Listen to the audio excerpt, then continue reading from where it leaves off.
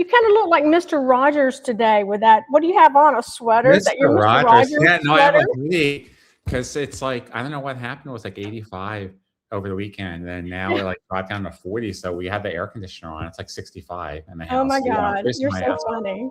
You're so Yes. funny. And your Right. Mr. Rogers sweater. Who we you got know. going on today in our neighborhood, Deb? Oh, I know. In the meanwhile, we're taking the boat out this afternoon, and we saw some manatees this morning out by the dock. Manatees are awesome. Manatees are amazing. They absolutely are. So yeah. So, hey Jeff, what are we going to talk about today? The org chart. Such an exciting topic, but yeah, it's lying. It's lying to everyone. So I think your video's frozen. Mine's still going, right? But there you go. There you go. You're back. You're back. Yeah. You just froze for a minute there and then came back. So we're going to talk about not just the org chart, but we're going to continue this discussion around the world of work for the marketer, right? Changing by the day, by the minute. Yeah, the org chart being, just a physical manifestation of basically everything that is completely and totally wrong with the way marketing works today. So what do you think about that? Let's go. Yeah. I mean, I think, well, look, in a lot of ways, how do we work? Not just in marketing, right? But I mean, we are typically organized by discipline or skill or function, right? And that's what we've been taught to scale, and well, and again, if you think about the history of business, right? I mean, it just absolutely positively made sense for a while. But let's face it, we don't live in the world of our parents anymore. We don't live in the world of, hell, even 5 years ago, it was a different world. 2 years ago. Well, fundamentally, right, what is when you hire employees, right? Yeah, you're trying to get shit done, right? In your business, you're trying to execute. And so these functional areas are helping you execute at scale. But now here's the challenge. AI is absorbing the execution. It has obliterated it in many cases. It has. So if you have this element, this container that has been completely set up to execute, and now this new entity takes over that execution, your structure now is completely obsolete. Yeah, totally obsolete. And so, and I think if folks listening don't take anything away today, but this, it is so important. Your current functional structure is being obliterated by AI, and you have two choices. Woe is me, wring your hands, what the hell am I going to do? Or start thinking about the future. And that's really what we want to talk about today, is give them some ideas for thinking about this differently, because this is real, people. AI is obliterating the execution layer. So what is now the purpose and the function of marketing, and what does the org structure need to look like? What is the nature of work in this new entity? What will it look like? Yeah, and I think, for marketers out there that have been more dynamic, right? Maybe they've set up pods, maybe they've set up centers of excellence, and that's allowed them to scale. Why do we even think those models, Deb, are now being potentially obsolete? It's so interesting, Jeff. It's almost like, when we talk about pods and centers of excellence, what we've seen is, historically, and then we'll talk about why they're no longer working, but historically, they were set up to create more agility, to create more responsiveness, and not just better execution. And yet, when they got created, they became like permastructures with rules and hierarchies. And it's kind of like the idea was good, but the execution it just became another execution layer. And again, AI is just kind of obliterating that. I think it's really about, they're all set up to help what people do, not what the business needs to achieve. And I think that's really this. my point is that, the whole idea behind pods was to have more agility and to have more responsiveness. Yes. But they became just another execution arm. That's my point, right? Oh, I agree with you. I think we're saying the same thing, but that execution was based upon what the people are doing. So it was still set up to give you agility and scale, but it was about the people scaling and being more agile and executing. Right. It wasn't specifically tied to an outcome, so that's what I think we're saying the same thing. Right. I think, but that now, whether you have 2 people on your team or 200, you've inherited the structural debt. Mm-hmm. Oh, it is structural debt, and it is deep. It is so part of the fabric of organizations. DNA, it's embedded like under your fingernails. It's in under your fingernails. It's in your DNA, and and to get companies to think about reorganizing in the age of AI, oh baby, this is going to be so much fun to watch in the market.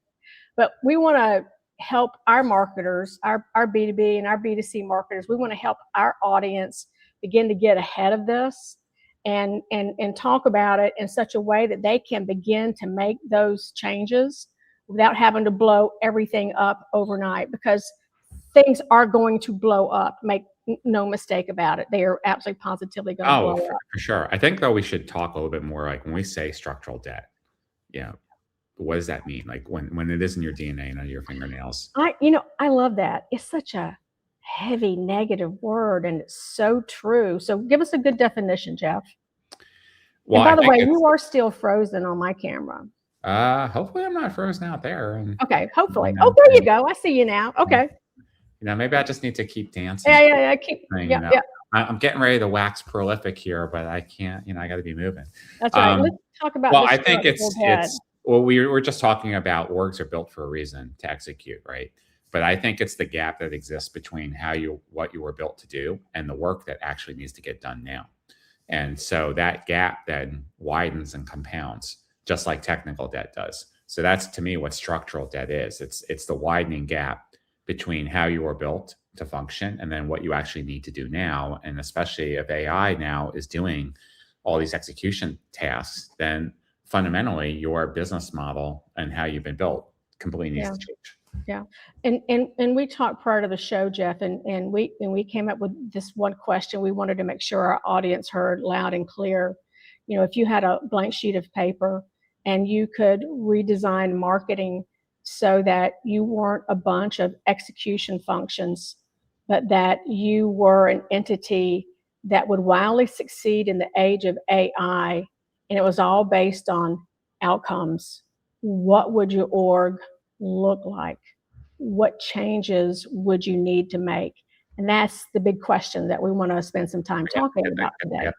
And I don't have paper. I do have a paper towel, so we could a napkin, so I could write it down on that. Index cards. I have index cards. Hey, one of your best ideas ever happened on a cocktail napkin. Right? That's right. That's exactly right. That's exactly right. You got to use what you have, or just use your hand, people. Just write down right in your hand. So I mean, and we do have a white paper that we're working on that talks about these ideas. And again, it came from Jeff and I just riffing on what we're seeing, what's real in the market today, and naming what we're seeing. And so why don't we talk about, we talked about the structural debt, and it is absolutely positively true. Why don't we talk about some other areas that a marketer who's interested in reinventing, things that they need to consider, Jeff? What are some other areas they would need to consider? Well, I think first, as you're thinking about this debt, sometimes just thinking about your organization as a whole, let's talk about some signals, right? Where you're thinking about this. Number one, the market's moving faster than ever, right? So is there a lag time between the signals that you get in the market and your team's ability to react and do something about it? The talent that you have today, are there things that are being taken over by AI or will be shortly that don't require human judgment? Your budget, which is always a battle for every marketer, are you constantly defending it against cuts and efficiency, or are you actually deploying it towards growth? And then finally, as you just asked the question, what was that organization look like? What does your accountability look like if you are redirecting it from a functional structure to an outcome? So there's Well, just things to think about. why don't we start with talent? Because, marketers can't come in and wave a magic wand and blow up their organizations overnight. That's not going to happen. But one of the things I think they can do is be smarter about the people that they're hiring. So if we think about the hiring profile of the marketer of the future in what we're calling an amoeba organization, one in which AI is pretty much the central nervous system, how would their hiring change? What would they be looking for? What can they begin to hire for now so that as they begin to make these changes, they'll have the right people on I staff? think it's AI fluency and combined with a generalist role. Because I think this age of, you build a domain skill, a product marketer, a demand gen, a marketing ops person, whatever, and that's what you do. I think there's really that's the first thing that changes. That doesn't mean that your skill and your experience in that area doesn't count. It Right, does, but you need to be more flexible right, and fluid. So, for right. example, I mean, so the AI fluency is the number one thing because look, this is like what's prompting this whole change. What we're talking about right now is because this age of AI, the work model and how we work is changing. So you can't afford to spend time hiring or developing someone that doesn't get it or doesn't want to get it. And I was at a CMO Huddles event 2 weeks ago on the West Coast, and we got into this really good conversation about two layers to this. The CMOs were talking about there's three kinds of employees, right? There's the ones that they're already playing with AI. You don't have to ask them. They're playing at night. They're working on the weekend. They're building stuff. They're breaking things. They're really into it. Definitely, those are the keepers, right? You love those people. Then you have that middle group that they're a little hesitant, but maybe they need a little bit of coaching, some guidance, maybe some use case, some training, but then they're fine once they understand. But then you have that third group, that's the laggards or the detractors, and they're fighting it and they're resisting it, or they're silent or resisting it. And unanimously, and this came from both startup CMOs all the way up to billion-dollar companies, they're like, yeah, these people aren't going to be here Yeah, and within right, 6 months because they right, can't afford to take the time. right, So right. that's why AI fluency is so important. Okay, what's next? I think second, it's those soft skills, Deb. I mean, because we're going to talk about this more as this program gets underway, but this concept of working in teams or amoeba structures or cells, you're constantly moving and working with different people. So if you don't have good communication skills, good soft skills, empathy, emotional intelligence, you're not going to make it. There's no room for assholes in the workplace. Not that there is today either, but especially I think in the workforce of the future, you got to be able to work dynamically. I want to add a couple of things to that because I think that the soft skills are going to be incredibly important. Number one, remember the execution layer is now being done by AI. Yep. So the people that are left in the organization, these are the people who have to have critical thinking skills. They have to have good judgment. They have to be sense makers. I think they have to have an open mindset. I think they have to be more agile and open to change. And I think with all of that said, because again, we're not hiring execution people, we're hiring kind of like the judgment layer, if you will, Yep. the sense makers for what the hell is going on with AI. Taste, judgment, strategy, critical thinking. These Right. skills become more important than ever. They are absolutely more important than ever. And so, and I just see a dearth of that in the market. How do you spell dearth? Because it's a good DEARTH, right? But there's a dearth of that in the market. And teaching people how to think critically is it can absolutely positively be taught. There's no question about it. But I think that hiring these people into the organization now and looking for those things, and in the interview process, getting examples of critical thinking. But here's the other thing that has to happen for that to become real.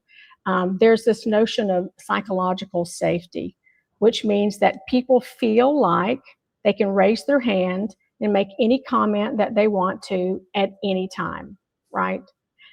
That culture has to be totally in place, because you can hire these sense makers, these people with critical thinking, judgment, the thinkers, if you will, the more strategic.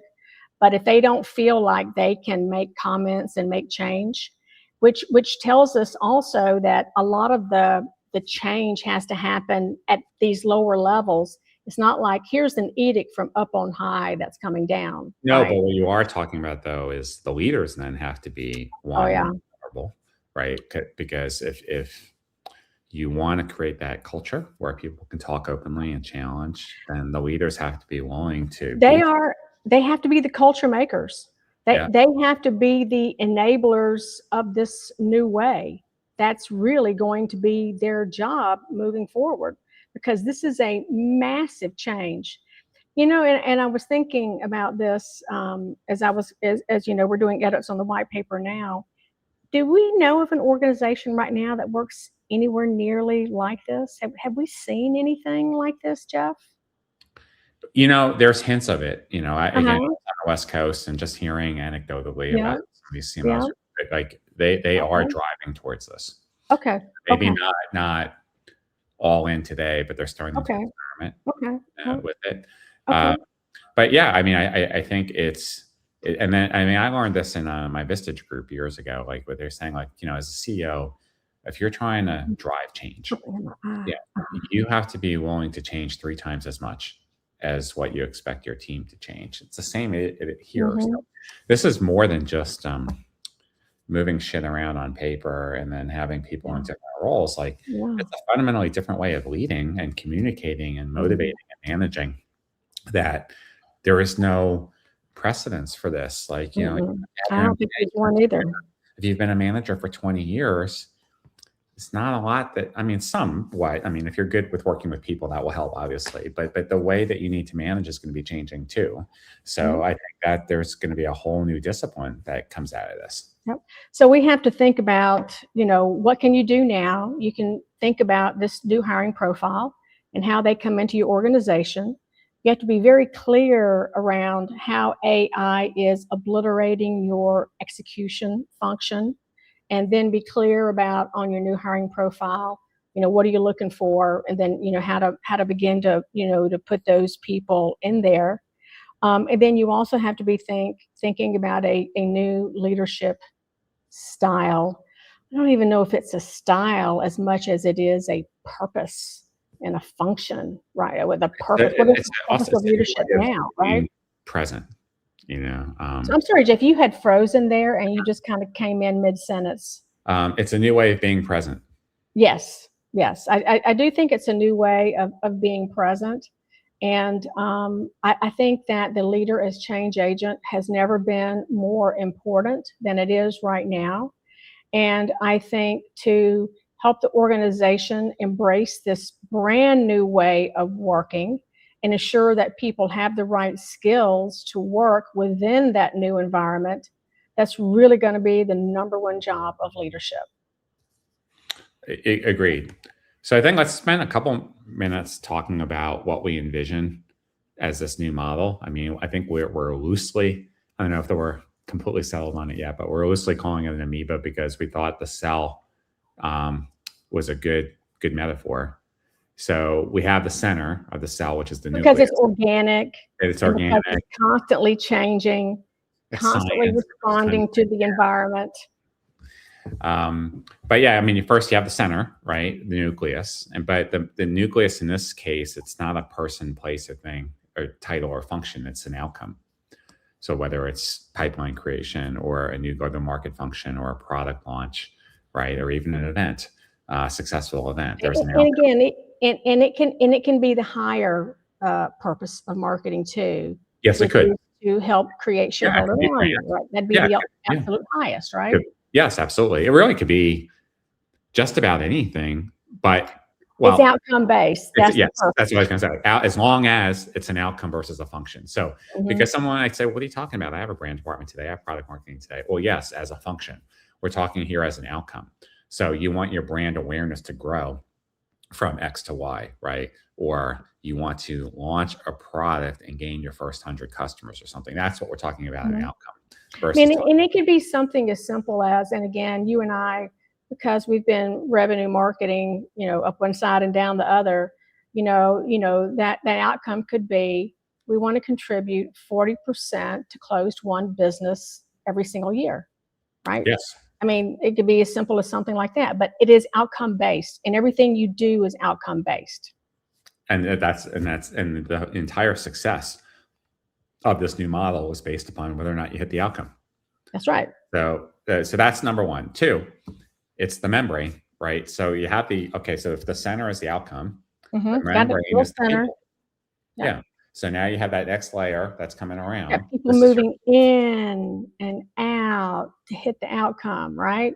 Coming through that membrane, right? It's fluid, right? It's fluid. That's exactly right. It's not permanent, right? The outcome stays. The outcome stays, yes. But today, for example, Deb, you could be the content expert on outcome one, and then you move into the other team and you're leading the team, or maybe you're the AI architect or you're the demand gen person or whatever, something. So you're contributing different components depending upon what's needed of you and what that outcome needs. So you're not just a single entity delivering the same thing every time, right? The skills that a person brings into the membrane to work with a team on the outcome is also variable. Yes, and whether you have one person on your team, obviously, it's kind of hard to find a form a group of one. But as you get a bigger team, the next one's flex capacity. So maybe you need an extra contractor, or you pull in someone from an extra department, like an SEO specialist, something like that. You flex up, you flex back down. So similar concept to how you might use contractors today, but again, this more focused on getting to the outcome. And there are standards once they've come through the membrane and you've got these entities focused on the outcome, then they've got a standard way of working successfully together. It could be time bound, it could be, it could be all kinds of things, but there are just standards to that. Like there's different chemical reactions that work and that don't, but this was just a standard, but it's always flexible, it's always morphing, and it's always changing, growing, shrinking, moving, adapting. And then the fourth layer is the AI layer, but very different. I'm sorry, we've got our so let's start over. We've got our nucleus. Our membrane. Flex capacity. The flex capacity is what we just talked about, right? And the AI layer. And then the AI layer, which is kind of like our glasses through which we view everything, right? Yes, but here's a big difference, because today, we know, and we've talked about marketers being big early adopters of AI, but they're using it as a tool. Right? What we're talking about here is AI becomes something more. It's the nervous system. It's a connective tissue. It's what you're using to connect the different outcomes and pods and cells together, right? You're sharing intelligence back and forth. You're managing performance. You're predicting different outcomes. That's fundamentally a much higher use of AI than just using it to build a prompt or write an email or create a piece of content. So do you think the AI layer, is it a nervous system? Is it the operating system? And more I think a nervous system is the way to talk about it, Deb. Okay, alrighty. So those are really the four major things, right? Those are the components of it. And then so let's get back to that CMO or the VP of marketing. And we talked about some of the other aspects of leadership and how you have to change your style. I think now, today, a CMO is more of an administrator, right? You're managing a bunch of different capabilities and functions. You manage budgets, you resolve conflicts, you justify headcount. I think going forward, you're a leader of execution excellence. Perfect. Yeah. I think the word that we've been playing around with is architect, because you are building and designing future state outcomes. So you're figuring out which outcome pods organized around those outcomes? When do you reconfigure it? How do you move people around? You're the chief change agent. And, you and I have talked about this forever, like the CMO being key. But I just want to make one comment around the architect. When you said about moving people around, that also has to happen dynamically. It can't be the CMO saying, okay, next week, these people are going to work together to do this. That whole thing has to happen more dynamically, which is why I'm more a fan of ensuring that the CMO sets up the environment for these things to happen versus, and I think we could use not so much hierarchical, like you're waiting for a command and control decision, like the CMO is the general, you wait for the order. Yeah, these things. But the CMO, I still think, has to understand the playing field, right? And make sure the right people are there, that the pods are set up for the right reasons around the right outcomes. But yes, then there should be some. It does. But again, it still sounds a little bit too much like command and control in the new world. And I just want to make sure that it's not meant to be. Yeah. Right. Okay. It really has to be, this idea that everything that we do comes from here and comes down, that idea is gone. The ideas of what needs to happen and how is generating as a result of this happening at this level. That's the point I want to make. And so the CMO ensuring that environment is set up, that's the architect of the environment. Architect. Right. You are the chief change agent, but now you're also the chief AI strategist. I think that marketing should and needs to lead every major tech transition for the company going into the future, because businesses are set up to grow. Revenue marketing was always about driving that growth. So to me, this is the natural extension of that. So in that role, let's talk about so you said the chief AI strategist for the company, Jeff? Yeah. So what would that role entail? I think you're identifying all the various aspects that the company needs to grow, and you're figuring out how and where to enable AI to enable that growth. You're collaborating and encouraging the change with the other leaders. So not only are you the architect of marketing on these amoeba structures and pods and cells, but you're championing this across the organization. Yeah. The entire enterprise shifts and becomes much more fluid. And I do wish that could happen. And I will say this, the opportunity is there for the right CMO who wants to step up and lead that way. I do think the opportunity is absolutely there.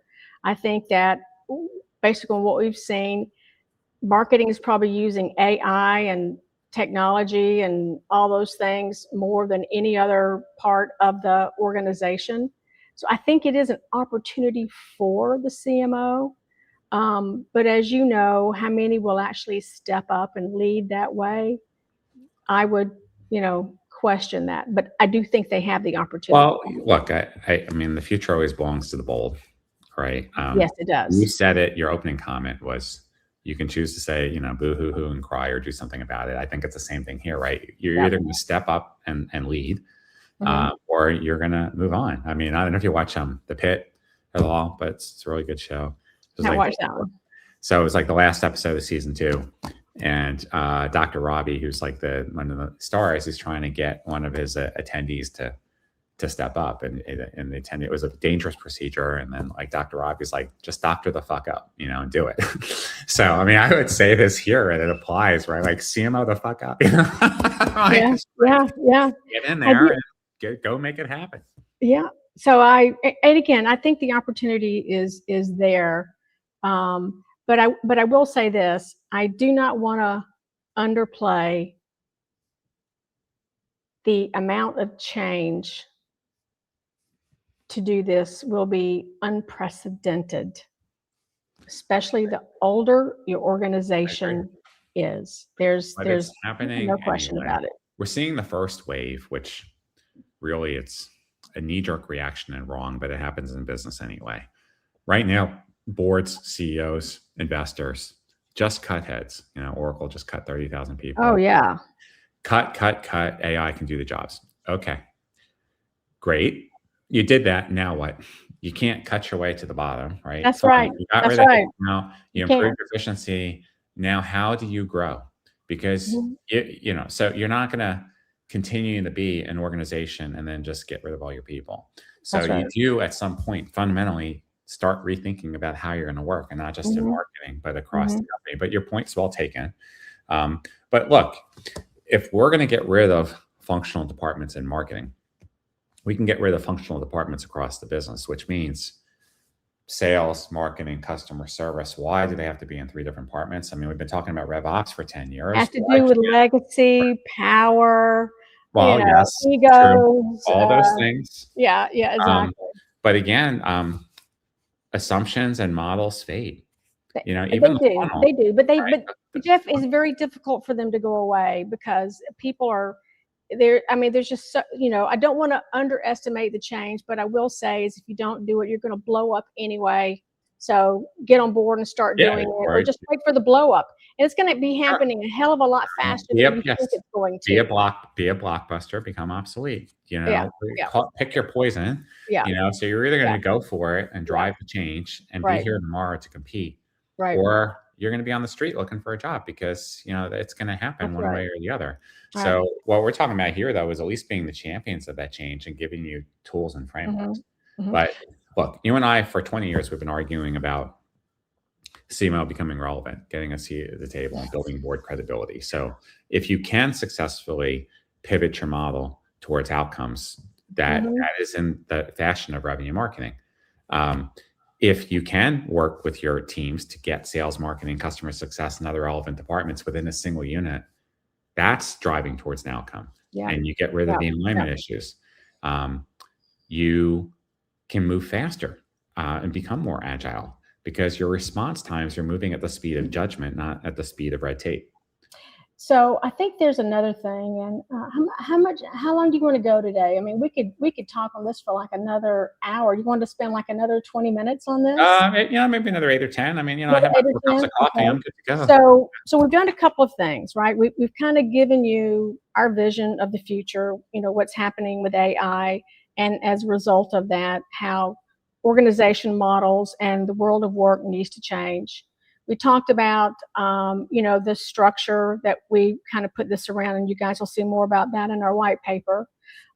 We also talked about a couple of things that you could do. How could you, as a leader, begin to change, begin to think about and do things differently. We also talked about the kinds of people you might want to start hiring, right? But I want you folks who are listening or watching this to do 2 exercises, just 2 exercises. The first exercise I want you to do is I want you to just go lay out your org chart, and then I want you to identify all the execution layers in that. And then I want you to say how much of that has AI taken away, or how much could AI take away. Then I want you to look at the shell, the honest shell of what you have left, and say, what the hell is this? What am I going to do with this? And then I want you to do your second exercise, and I want you to think about, okay, if I've got this shell left, right, what is marketing really becoming? How can I begin to move from being a functional organization to an outcome-based organization? And then just begin to say, what outcomes can I affect? And what would that look like if I began to play around with some of these concepts that Jeff and Debbie are talking about? Just 2 simple things to kind of get your brain engaged, to help you think a little bit more deeply about this, what it means to you. Because I want people to begin taking small steps toward this. But you can't begin to take those small steps if you don't have some kind of vision for yourself. Number one, an understanding of what has happened. That's the first exercise. What has AI taken away? Number 2, what could it look like, and how would you morph that over time? So these are 2 very easy things that you can do. And once you do that, we would love to hear from you on that, right? No, absolutely. And I think, look, while this suggestion for a new way of working is new from us, we have seen 20 years of where change doesn't get implemented. And I think there are some lessons, some early lessons that we could recommend here about where this might collapse on you. I think, first of all, I mean, we spent years talking about the importance of tight goals and objectives and KPIs and specificity. So if you go forward and you define your outcome and it's too broad, like pipeline's your outcome, for example, that's a word, right?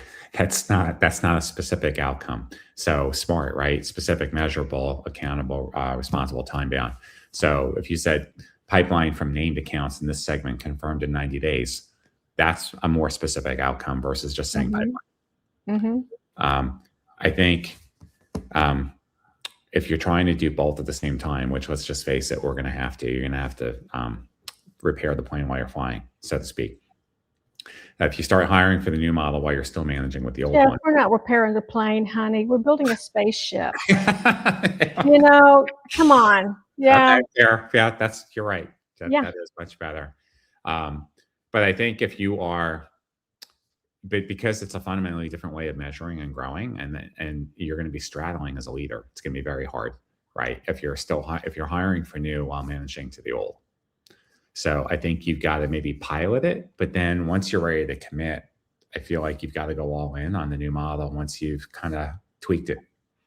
Yeah, and you're right. Find something to pilot, something small, and again, in the world of AI, if you're not allowing time for experimentation on stuff, you're not ever going to be caught up. It's just not going to happen.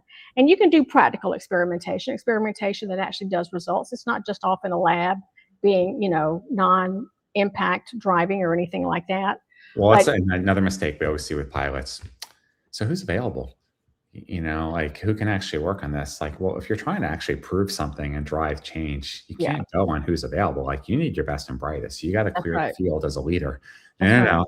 John and Mary, I don't care. I'm going to take everything off their plate. They're going to work on the pilot because I know, they have the best chance. And what if, as the CMO, you go back to the executive team and said, okay, the next 3 months, we can't do this, this, and this. Why? Because I have these experiments going on around changing work so that we can get to better outcomes as a company. So you've got to step up and be able to say those kinds of things too, because to think that there has to be pushback, right? And again, that's where the CMO's job is going to be. I think there's a couple other things. AI is just an incredible new iteration of technology, but still technology. It's just an add-on. Well, if you can, no, that's what people think. Right, yes. But I mean, I think if you go into this, setting up this new model and just looking at AI as a tool versus AI as a nervous system, you're going to get a very different outcome. Completely and totally agree. So this is strategic use of technology, strategic use of AI to drive to a business outcome, not just to fix a widget, right? Or to get something. I think also, look, when we're all under pressure, let's face it, habits are hard to develop and habits are hard to break. So you get going down and you're all excited and you get your team, rolling, and then the first crisis happens or something comes up and you revert back to however you've been managing your team, and functions for the last 15 or 20 years. That's what breaks the confidence of the team. You've got to show them that you're truly committed. And there's so much change fatigue in corporate America right now, especially on marketing teams. I don't think there's any other team that has more change fatigue than marketers right now. And a feeling of helplessness and hopelessness and learned helplessness as a result of that. And as they say, hope is not a strategy either. So, nope. So yeah, we went deep today. This is a bit deep today. But what a great conversation. And I think it's something that if you're a real leader, if you're a CMO, hell, I don't care where you are in marketing. If you're not already thinking like this, you just got your head in the sand. Get your head out of the sand. Get your head out of your. That's right. And again, Jeff and I will be covering off on a lot of these ideas in our upcoming white paper. It's we're doing some final edits now.